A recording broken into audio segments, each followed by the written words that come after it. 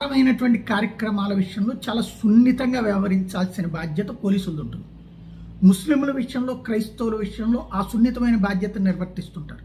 హిందువుల విషయంలో ఎందుకనినో ఆ బాధ్యత మర్చిపోతుంటారు. అన్నమయ్య జిల్లాలో నిన్న శోభాయాత్ర, హనుమాన్ శోభాయాత్రకి అనుమతి తీసుకున్నారు. అనుమతి తీసుకున్న తర్వాత ఒక గంటన్నర ముందు ఆ షెడ్యూల్ని మార్చమని చెప్పేసి నోటీసులు ఇచ్చారు. అప్పటికప్పుడు ఎందుకు మార్చుతాం, మేము ముందుగా హనుమాన్ శోభాయాత్ర మీకు ఇచ్చినటువంటి సందర్భంలో ఆ రూట్ అంతా మేము తగిన ప్రిపరేషన్ చేసుకుంటాం, ఇప్పటికిప్పుడు మార్చడం అంటే అది మేమేదో తప్పు చేసినట్టు అనిపిస్తుంది, మీ నోటీసులు తీసుకోమన్నారు వాళ్ళు. దాంతో ఆ యాత్ర జరుగుతుండగా వాళ్ళు ఎక్కడి వరకు అయితే అనుకున్నారో అక్కడి వరకు రానిచ్చి ఆ తర్వాత ఆపేసి ముందుకు పోనీయకుండా అడ్డుకోవడంతో అక్కడ ఆందోళనకు దిగారు హిందూ సంఘాలు. దాంతో వాళ్ళ మీద లాఠీ చార్జ్ చేసినటువంటి సంఘటన సంచలనం సృష్టిస్తుంది. ఇది వేరే మతాలకు సంబంధించిన వాళ్ళ మీద ఇట్లాగ చేయగలుగుతారా అన్నదే ఇక్కడ ప్రశ్న.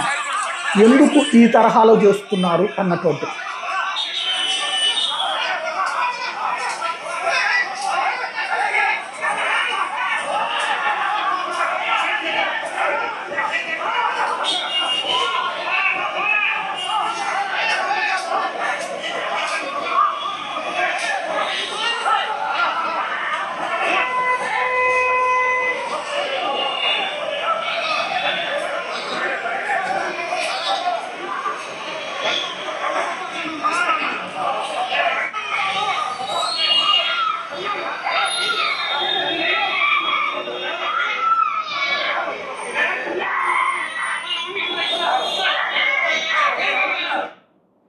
హిందువుల్ని వెంటపడి తరిమి తన్ని పంపించినటువంటి సంఘటన.